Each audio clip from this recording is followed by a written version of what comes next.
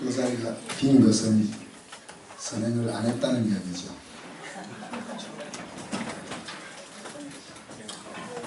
일인 일선의 효과가 가족들에게 잘 나타나고 있습니까? 가족들한테 물어봐요. 에어컨을 좀 트시죠. 오늘 왜 에어컨을 안 틀고.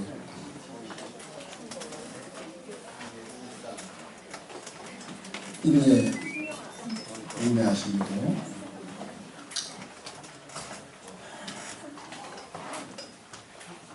남편과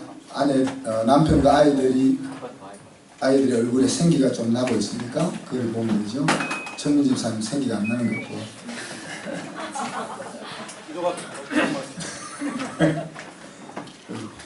태관 집사님 기력이 작은 것 같고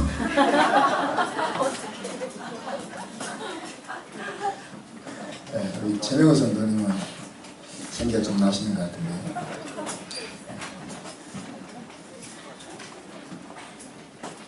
그래서 여러분이 자꾸 안 해서 제가 오늘 여러분 얘기를 하나 꼽아놨습니다. 네, 기도와 선행 노트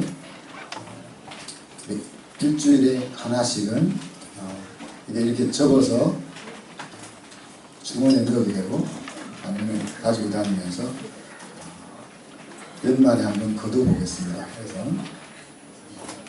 여자들은 이제 한정을 하겠습니다.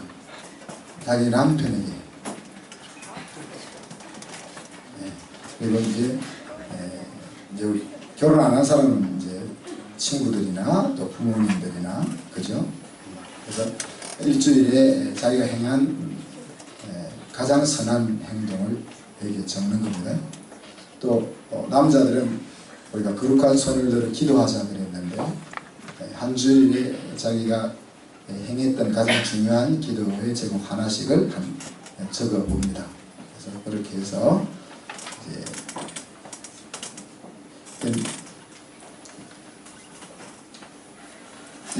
이제 아내들은 자기의 착한 행실이 얼마나 능력이 있는지를 안 믿는 거죠. 그러니까 안 하는 거예요. 또 남자들은 내 기도가 얼마나 대단한 일을 할 수 있는지를 못 믿으니까 못 하는 거예요. 이거를 한번 시장에 볼 수 있기를 바랍니다. 돈을 하나님보다 더 사랑하는 세대, 이것을 우리가 어떻게 극복할 수 있을까 하는 것들 지난주에 나눴죠. 먼저는 우리가 정신개조가 되어야 된다. 그래서 정말 돈이 하나님보다 우선되어서는 안 되는지 하는 것들을 묵상하고 주도적으로 인식되는 정신개조가 먼저 일어나야 되고 그 뒤에 따라오는 것은 하늘의 보물을 쌓는 삶의 훈련을 우리가 해야 된다. 그래서 사도 바울은 4가지를 소개했죠. 나와 연관된 사람들에게 선을 행하라. 또 선한 일을 가능하면 더 많이 할 수 있도록 힘쓰라. 그리고 나에게 주어져 있는 모든 것은 하나님이 맡겨주신 것이니까 어떻게 하면 더 잘 나누를 수 있을까 하는 것에 신경을 써라. 그리고 이런 모든 것을 할 때 관대한 마음을 가지고, 다시 말하면 인색하지 말고 마음이 없는 종교로서가 아니라 마음을 담아서 행하자 그랬습니다. 우리가 지난 금요일날 기도 모임 때 우리 정철민 집사님이 이 부분을 맡아서 한 하반기 동안 하게 될 겁니다. 그래서 선한 사업 모금함을 우리가 만들게 될 텐데 매주 마지막 주에 우리가 그때는 우리가 각 가정들로 하자 그랬는데 그것보다는 뭐 1,000원이든 뭐 얼마든지 우리 아이들에게도 기회를 주는 것이 좋을 것 같아서 작은 돈을 가지고 우리가 선을 행하려고 하면은 잘 행하기 힘들잖아요.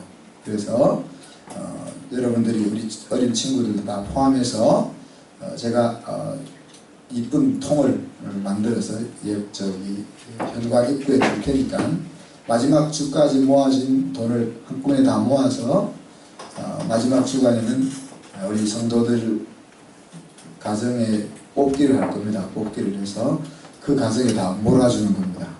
그래서 그 가정은 그 선한 사업에 나온 기금을 가지고 한 달 동안 선한 일에 그것을 쓰고 보고하는 그 일을 하게 됩니다. 그래서 우리 특히 최민 집사님이 이렇게 하나님을 위해서 심는 것에 관심이 많기 때문에 이 일을 주관해 나갈 수 있도록 이렇게 맡겼습니다.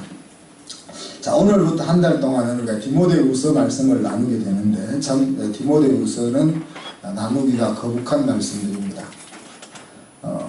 이 디모데후서는 바울이 로마에서 이제 감옥에서 풀려나서 자유의 몸이 되었다가 네로 황제의 박해로 인해서 다시 투옥되어서 썼던 편지입니다. 그래서 사형 집행을 앞두고 또 자기를 따르던 믿음의 지체들, 지인들, 아는 사람들도 이제 너무 오랫동안 감옥에 갇혀 있으니까 하나, 둘 다 떠나가는 그런 인간적으로 보면은 쓸쓸한 그런 시기에 쓰여진 말씀입니다. 그래서 이 말씀은 특히 이제 다가올 세대의 목회자를 위한 지침이 될 수도 있다. 에베소 교회의 장로인 디모데에게 용기와 격려를 주기 위해서 쓴 편지지만은 이미 바울의 나이는 60여 세, 저랑 나이가 지금 비슷할 것 같아요. 60여 세. 그리고 이 편지는 바울이 쓴 마지막 편지입니다.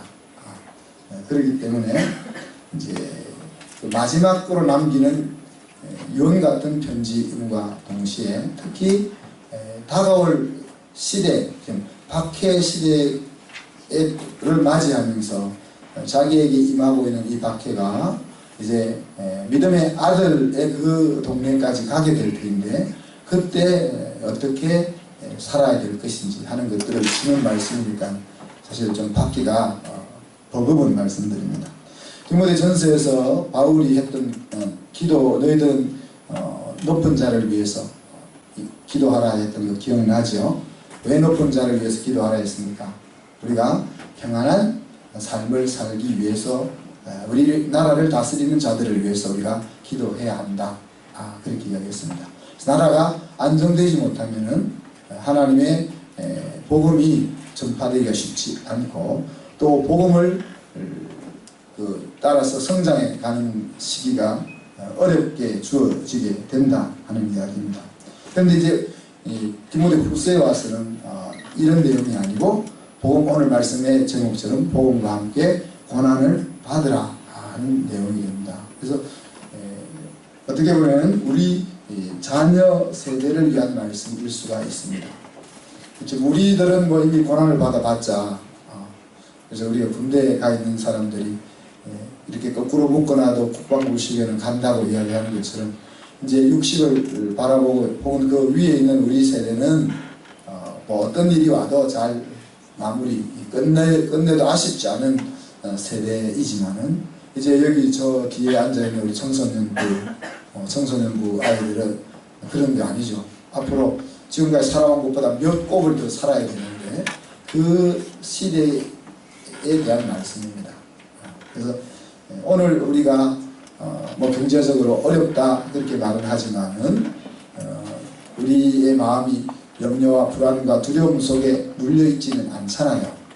그렇지만 오늘 이 바울이 디모데에게 이 편지를 쓰고 있을 때는 굉장한 비장함 가운데 쓰고 있는 편지라는 것을 기억을 하셨으면 좋겠습니다. 오늘 읽었던 말씀 속에서는 신앙 공동체 안에 엮여있는 중요한 내용들을 우리가 볼 수가 있습니다. 감사와 기도와 또 믿음과 가정과 기쁨 이런 것들이 앞부분에 엮여서 소개되고 있습니다. 3절에 보면은 내가 하나님께 항상 감사함은 그렇게 이야기하죠. 그래서 신앙에 있어서 중요한 것이 감사 생활인 것을 보여줍니다. 근데 그 감사는 또 어떻게 이어지는가 하면은 3절 하반절에 보면은 밤낮으로 기도할 때 너를 생각함으로 인해서 오는 것이 감사다 그렇게 이야기했습니다. 이게 사도 바울이 삶에 있어서 밤낮으로 밥도 안 먹고 기도했다는 것은 아니겠고 항상 기도가 하나님께 아뢰면서 사는 것이 삶의 스타일이 되어 있는 모습을 이야기하겠죠.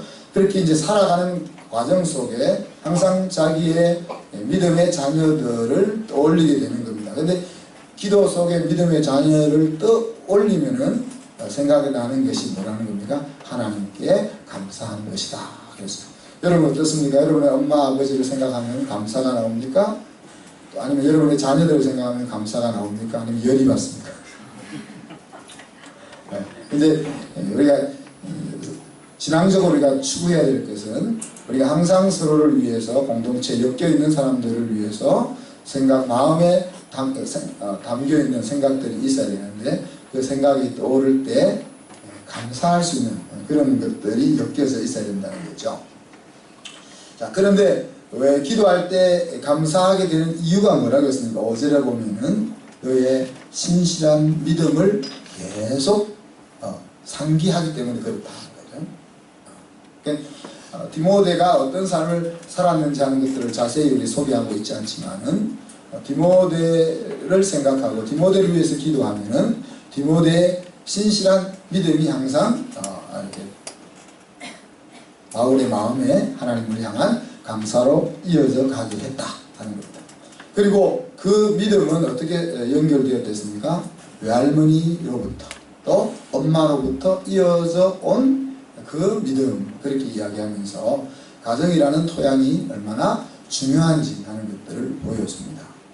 그래서 이 신앙적 가르침이라는 것이 신학교에 가서 성경을 배우고 학문적으로 배우는 그런 것이 아니라 바로 삶 가운데 그 영적인 토양 가운데서 어떻게 자기 것이 되어지느냐 하는 것들을 볼 수 있다고 했습니다. 그래서 지난주에도 우리가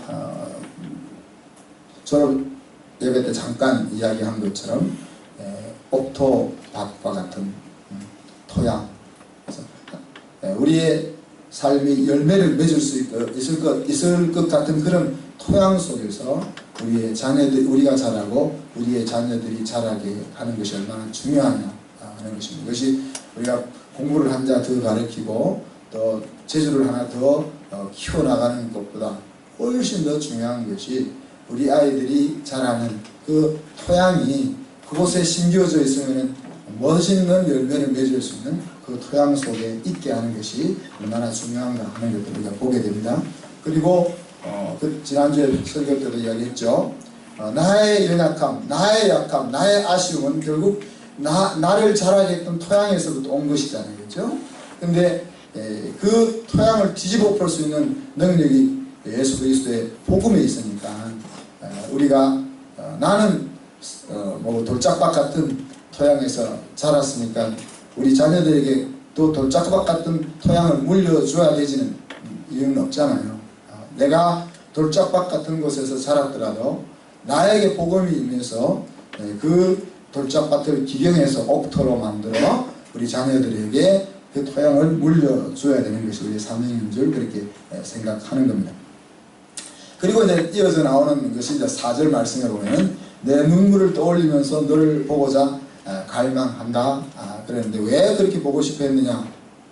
그래서 너를 보면은 내 마음에 기쁨이 가득해질 것이기 때문에 그렇다 하는 겁니다. 그래서 우리가 그냥 부모가 자녀를 보면 좋은 것, 그것도 해당되겠지만은 믿음으로, 신실한 믿음으로 살아가고 있는 아들을 보는 것이 부모에게 있어서 가장 중요한 기쁨의 요인인 것을 우리가 생각해 보게 되는 겁니다. 그래서 여기 이제 청소년들은 여러분이 이제 부모들에게 가장 크게 효도하는 것은 뭐겠어요? 생일날 돈 모아서 엄마 아빠 선물을 사주는 것도 중요하겠죠. 그죠? 좋겠죠? 또 엄마 아빠 말씀 잘 듣는 것도 좋겠죠? 그러나 그것보다 더 중요한 것은 여러분이 하나님의 아들, 딸로 멋있게 살아가고 있는 모습을 부모에게 보여주는 겁니다. 그래서 보여주기 위해서 그렇게 사는 것이 아니고 여러분의 인생이 참된 승리의 자리를 가고 있으면 그것이 부모에게 주는 가장 큰 기쁨이라는 것들을 기억했으면 좋겠습니다.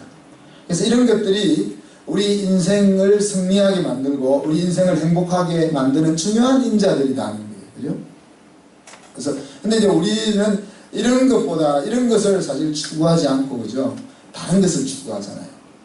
우리의 인생의 행복과 승리는 이런 것에 있는데 믿음과 감사와 기쁨과 또 가정과 이런 곳에 있는데 우리는 그것은 그냥 자연이 지련히 그렇게 생각하고 돈을 추구하고 또 뭔가 세상에서 뭔가 이룰 것을 추구하고 이런 쪽으로 우리가 가는 어리석음을 가지고 있는 것입니다. 자, 이러한 뿌리를 바탕으로 해서 바울이 디모데에게 부탁하고자 하는 것은 뭡니까? 오늘 영어 성경으로 보면 join with me 그랬습니다. 나와 합해라. 그 말을 좀 한국말로 표현하면은 내가 걸어온 길을 너도 걸어갔으면 좋겠다. 그 말입니다. 자, 그런데 뭐 예를 들어서 이건희 회장이 이재용 상무한테 자기 갈 길을 걸어가라. 그러면 얼마나 자 걸어가겠죠, 그죠? 그것도 싫어하는 사람이 있을 수 있겠지만은 그런데 그 걸어갔으면 하는 길이 그렇게 세상으로 볼 때 이렇게 좋은 것이 아닌 거죠. 그래서 오늘 8절에 보면 이렇게 이야기했습니다. 바울이 너가 내 바통을 이어받았으면 좋겠는데 그 첫 번째는 부끄러워하지 마라. 뭘 부끄러워하지 마라 했습니까? 주님을 증언하는 일을 부끄러워하지 말고 또 복음으로 갇힌 나를 부끄러워하지 마라. 그렇게 얘기했어요. 소극적으로. 이제 바울의 논조는 항상 이 단계로 나간다고 제가 얘기했습니다. 소극적인 부분과 적극적인 부분이 항상 같이 병행해서 나오는데 소극적으로 부끄러워하지 말라는 겁니다. 자, 지금 우리는 복음을 부끄러워하지 않는 시대입니다. 우리가 살고 있는 시대는 아직 그죠? 아직 기독교인이 뭐 700만, 800만 되고 또 선거가 있을 때면은 국회의원 출마자들이나 대통령 출마자들이 큰 교회를 찾아가서 인사하는 그런 시기에 우리가 아직은 살고 있습니다. 그렇기 때문에 지금 우리가 교회를 다닌다는 것을 부끄러워할 사람은 잘 없을 것입니다. 그러나 이제 우리가 15년, 20년이 되면은 우리 크리스찬 인구수가 200만에서 300만으로 내려가면은 이제 무슬림보다 더 낮아지게 되고 우리나라의 종교 수로는 4위로 내려간다고 그랬습니다. 그때는 이제 그 머저리티의 프리미엄이 없는 시대에 우리가 살게 되는 거예요. 그때는 예수 믿는다고 말하는 것으로 인해서 예수 믿는 것으로 인한 그 무리에 속해 있는 것으로 인한 프리미엄이 없다는 이야기예요. 지금 오늘 이 말씀이 주어지고 있는 시기는 그런 시기라는 이야기입니다. 그래서 주님을 증언하는 일이라는 것이 내가 주님을 믿고 있고 주님이 인생을 구원하실 자고 주님만이 소망이라고 이 말을 하는 것이 부끄러운 시기에 이들이 지금 살고 있다는 이야기입니다. 그죠? 예수 믿는 사람이 고난도 당하지 않고 돈도 많이 벌고 또 건강하고 모든 일이 잘 풀려나갈 때면은 주님을 증언하는 일이 뭐가 부끄럽겠습니다. 그런데 예수 믿는 사람이 고난도 받으면서 물질도 어렵고 여러 가지 어려운 환경 속에 노출되어진다면 그때 주님을 증언하는 것은 부끄러울 수 있다는 이야기죠. 또 주님을 위해서 이렇게 전 인생을 바친 바울이 지금 어디에 가 있습니까? 감옥에 가 있는 거죠. 감옥에 가 있고 그것도 오랜 투옥 생활로 인해서 그를 보살피던 지인들까지 하나 둘 다 떠나가 버린 이 상황 속에서 우리 바울이 제대로 믿음 사역을 하는 것이었는가? 저는 하나님을 의지할 만한가? 하는 여러 가지 생각들이 떠오를 수 있는 거죠. 근데 그렇게 디모데의 마음속에 복음에 대해서 또 영적인 아버지의 삶에 대해서 부끄럽게 여길 수 있는 그런 환경 속에 디모데가 있다. 그래서 소극적으로는 부끄러워하지 마라. 그럼 적극적으로는 뭐라고 이야기합니까? Join with me. 나와 함께.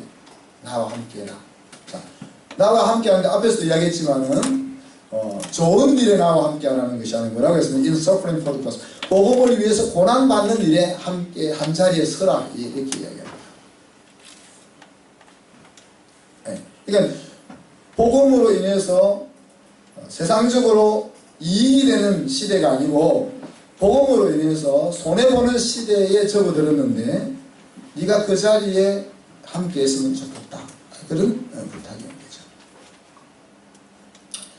자, 그래서 이제 이때 바울이 6절 7절에 디모데에게 상기를 시키려고 합니다. 자, 디모데가 서 있는 자리는 복음을 부끄러워할 수 있는 자리, 영적인 아버지의 삶을 부끄러워할 수 있는 자리에 서 있습니다. 그리고 그 아들에게 부끄러워하지 말고 고난받는 자리에 함께 서줬으면 좋겠다라고 부탁할 때 그가 이것을 받을 수 있기 위해서 중요한 것이 무엇인지를 6절 7절에서 이야기하죠. 그것은 바로 하나님에 대한 내용입니다. 자, 하나님이 우리에게 주신 것은 두려워하는 마음이 아니요 오직 능력과 사랑과 절제하는 마음이지 않냐 그랬습니다. 그 말 디모데가 지금 서 있는 이 자리에서 복음을 선택한다는 것은 염려와 두려움이 될 수밖에 없는 상황이라는 거죠.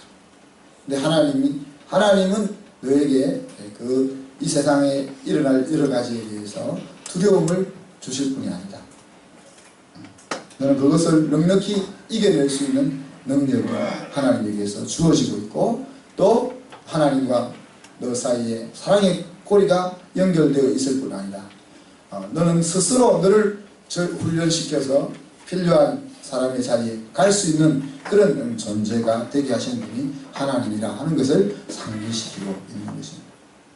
사랑하는 성도들은 박해의 시기에는 누구나 이런 자리에 들어가기가 쉽습니다. 그렇죠? 지금은 우리가 앞에서 이야기했지만 평화의 시기에 있기 때문에 우리가 믿음을 담대하게 외칠 수 있다고 자신하지만 막상 우리가 이 고난의 시기 속에 들어가면 누구도 자신할 수 없는, 오히려 어떻게 보면은 자신하지 않는 것이 승리할 수 있는 길일지도 모르겠습니다. 성경은 선수로 생각하는 자는 넘어질까 조심하라. 그래서 나도 이런 자리에 서게 되면은 이렇게 두려움 속에 주저할 수밖에 없는 존재라는 것을 인식할 때 오히려 주님을 의지하는 자리로 나아갈 수 있고 오히려 그럴 때 그 두려움의 자리를 넘어설 수 있는 힘을 우리가 가질 수 있다라고 볼 수도 있는 거죠. 아버지의 가업을 이어받아라. 그러면서 바울은 자기의 삶을 예로 들죠. 9절에 보면은 하나님께서 나의 행위로 아니라 은혜로 나를 부르셨다. 그리고 그 하나님이 나를 복음을 선포하는 복음 전도자로, 그리고 세상에 하나님의 특별한 목적을 가지고 보냄받은 사도로, 그리고 성도들을 가르쳐서 온전히 하나님의 사람으로 세우게 하는 교사로 하나님으로부터 세움을 입었다. 그리고 내가 이 복음 때문에 수많은 고난과 어려움을 당했지만 복음으로 인해서 당하는 그 고난을 부끄러워하지 않고 오늘 이 자리에 서 있다라고 그렇게 소개하고 있는 거죠. 바울이 어떻게 고난의 시기 속에 이런 자리에 설 수 있었느냐? 바울은 한마디로 이렇게 이야기합니다. 내가 하나님을 알고 있었기 때문에 그 여러 가지들을 다 극복하고 오늘 이 자리에 설 수 있었다. 그 하나님은 바로 내 믿음의 대상이고 내가 신뢰하고 믿을 만한 분이시고 또 나를 끝까지 지켜주실 분이라 하는 것을 내가 알기 때문에 내가 오늘 이 자리에 서 있다라고 이야기합니다. 그러면서 마지막으로 다시 한번 당부하는 것이 뭡니까? 복음과 함께 고난받는 길을 당부하면서 지켜라 그랬습니다. 예수 안에 있는 믿음과 사랑으로 가르친 내용들을 지키고 또 우리 안에 사시는 성령으로 너에게 당부했던 아름다운 것들을 힘써 지킬 것을 부탁하고 있습니다. 어떤 것들이었을까? 예수 안에 있는 믿음과 사랑으로 바울이 디모데를 가르쳤던 내용들은 어떤 것이었을까? 또 성령께서 디모데의 마음에 감동을 주셔가지고 그로 하여금 하고 싶어 하게 만들었던 아름다운 것들은 어떤 것이었을까? 우리가 정확하게 알 수는 없겠지만은 바울의 편지들을 추론해서 생각해 볼 수 있겠죠. 디모데 전서를 통해서 우리가 볼 수 있을 것이고, 또 에베소서를 통해서도 또 볼 수가 있을 것입니다. 디모데전서 1장에서는 영광의 복음을 조처라, 그런 말을 했습니다.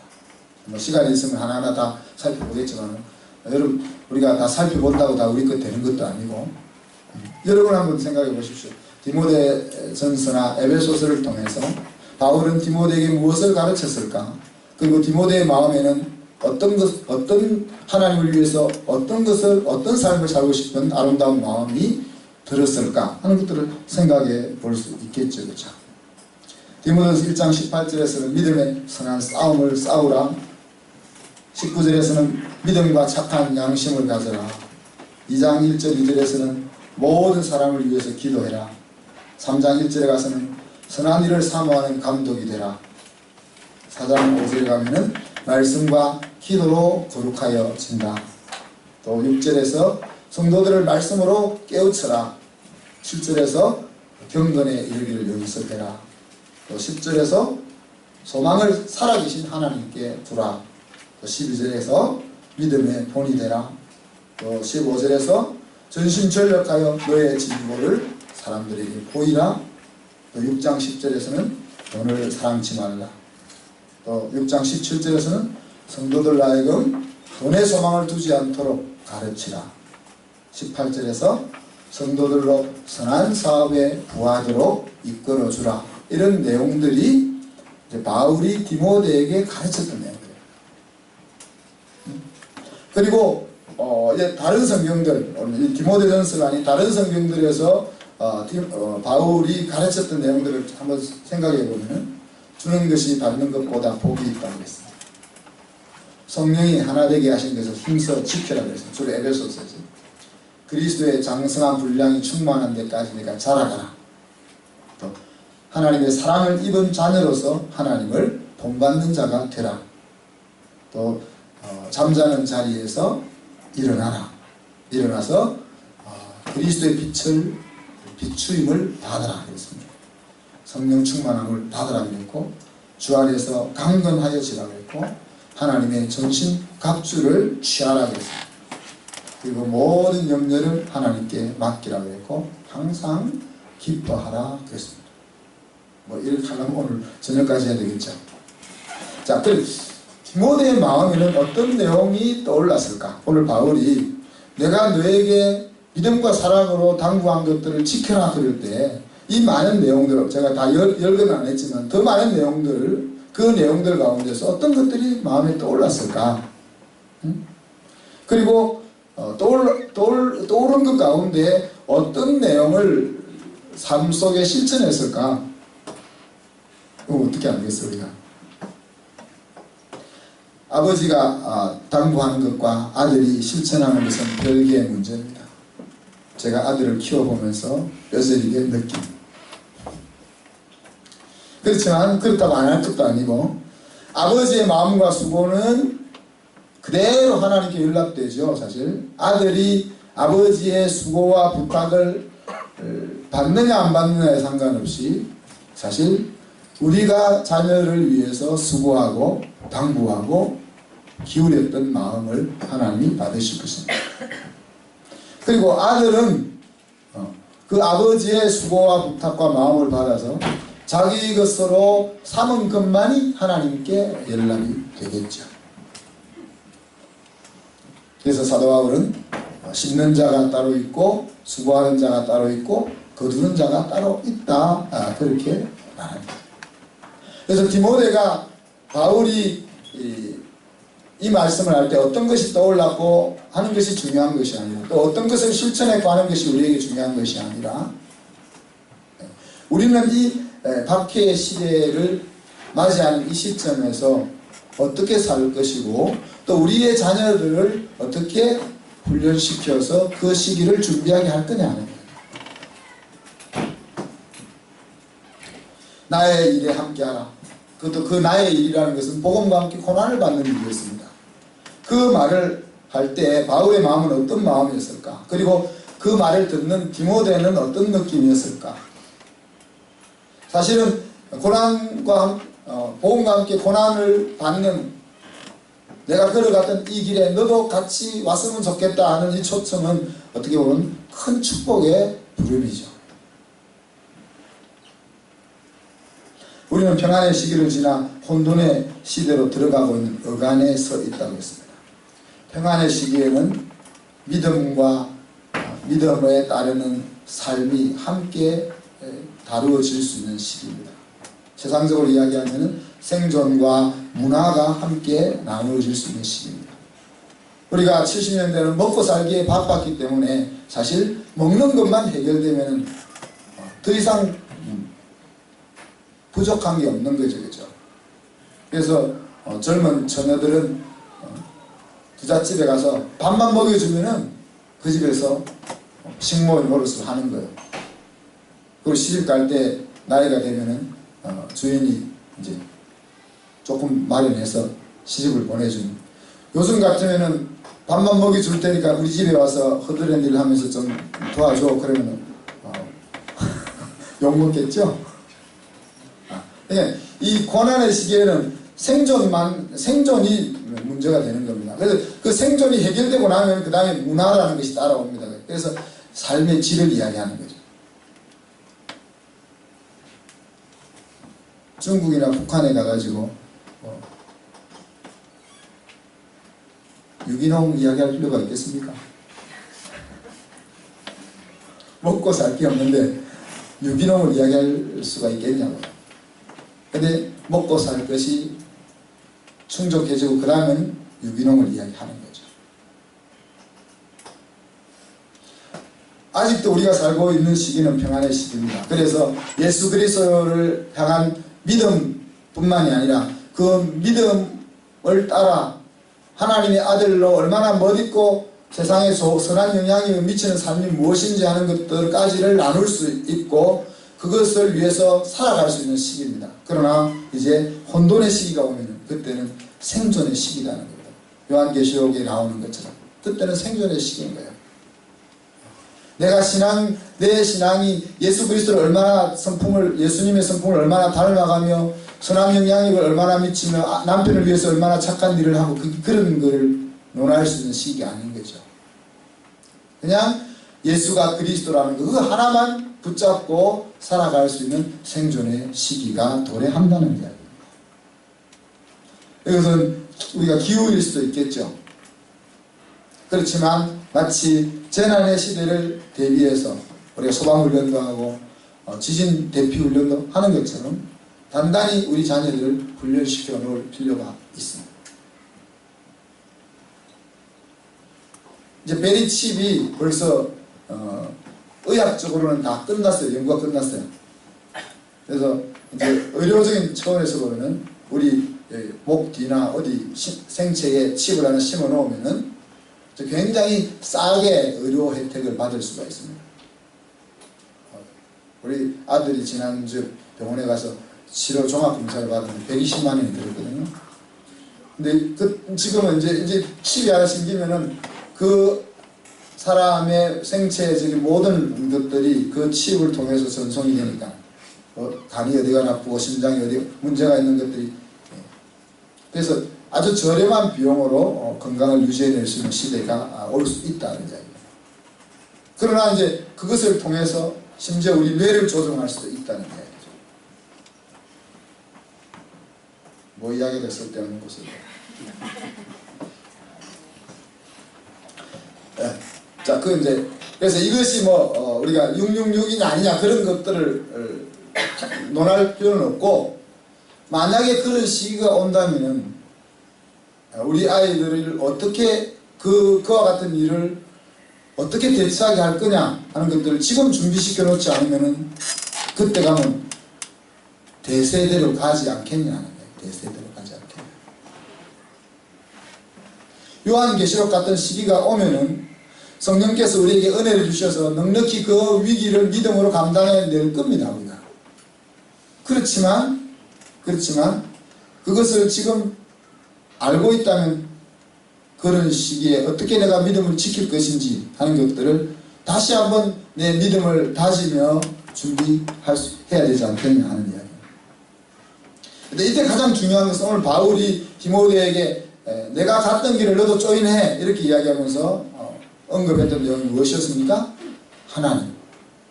자기에게 하나님이 어떤 분이냐. 내가 신뢰하는 분이 하나님이고 그 하나님이 내 인생을 책임지실 분이야. 여러 가지 그것만 이야기했잖아요. 거기에서부터 자기에게 다가와 있는 복음의 고난을 믿음으로 극복해낼 수 있었다는 이야기. 그럼 우리 아이들이 이제 이런 혼돈의 시기를 만나게 될 터인데 그 혼돈의 시기를 믿음으로 싸워나갈 수 있도록 무장시켜주는 것이 뭐라고요? 하나님에 대한 인식, 하나님의 지식을 키워주는 거예요. 하나님을 아는 지식을 키워주는 일이 중요하다.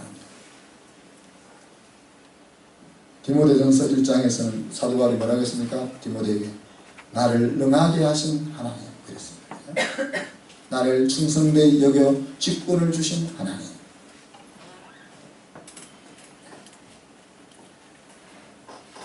빌립보서에서 넉넉히 이기게 하시는 하나님. 또 세상에 있는 이보다 크신 하나님. 신실하신 하나님. 끝까지 나를 책임지는 하나님. 그래서 우리 아이들에게 어떤 하나님을 가르쳐 주어서 이 아이들이 혼란의 시기를 만났을 때 그 혼란의 시기를 믿음으로 이겨내게 할 수 있을까 하는 것들이 우리에게 주어져 있는 과제입니다. 디모데 후서는 계속 이런 이야기입니다. 지금은 아니지만 이미 우리 앞에 바로 길 건너 저기에 오고 있는 그 고난의 시기를 어떻게 대비할 거냐. 그 고난의 시기에 믿음을 떠나지 않고 바울이 이야기한 것처럼 믿음을 지켰으니 라고 말할 수 있는 아이로 서게 할 거냐 하는 것에 대한 말씀입니다. 그래서 오늘을 사는 저와 여러분에게 굉장히 공허하게 들릴 수 있는 말씀이지만 사실은 바로 우리 아이들 10년, 20년 후에 우리 아이들이 맞이해야 될 그 시기에 대한 말씀인 것을 명심하시고 그렇다고 우리가 뭐 데리고 해병대 훈련에 갈 수도 없고 하여튼 우리가 정확하게 잘 알 수는 없지만 우리가 이 상황 속에서 할 수 있는 가장 중요한 일은 하나님을 아는 지식을 점점점 우리 아이들에게 키워주자 하는 것입니다. 기도하겠습니다. 하나님 사랑과 은혜를 감사합니다. 죽음을 앞두고 믿음의 아들에게 너도 나처럼 살다가 죽자 하는 말을 바울이 할 때 그 마음이 얼마나 힘들었을까, 또 그 말을 듣는 디모데의 마음은 얼마나 힘들었을까 하는 것들을 우리가 생각해 봅니다. 그러나 이 말이야말로 정말 복음이 바울과 디모데에게 모든 것을 극복하게 하는 능력이 되었음을 알려주는 말이었고, 또 이 말이야말로 마지막까지 주님께서 맡겨주신 그 사명을 감당하고 주님 앞에 자랑스러운 모습으로 설 수 있는 믿음의 장부의 모습이고, 또 이 말이야말로 우리 주님으로부터 착하고 충성된 종아라는 소리를 들으며 눈에 눈물을 식경을 받는 큰 위로를 받을 수 있는 말인 것을 우리가 기억하면서 주님, 우리 아이들 앞에 다가올 이 혼돈의 시기를 우리가 하나님을 아는 지식을 키우는 그 일을 통해서 잘 예비케 하는 저희들이 되게 하여 주옵소서. 감사드리며 예수 그리스도 이름으로 기도합니다. 아멘.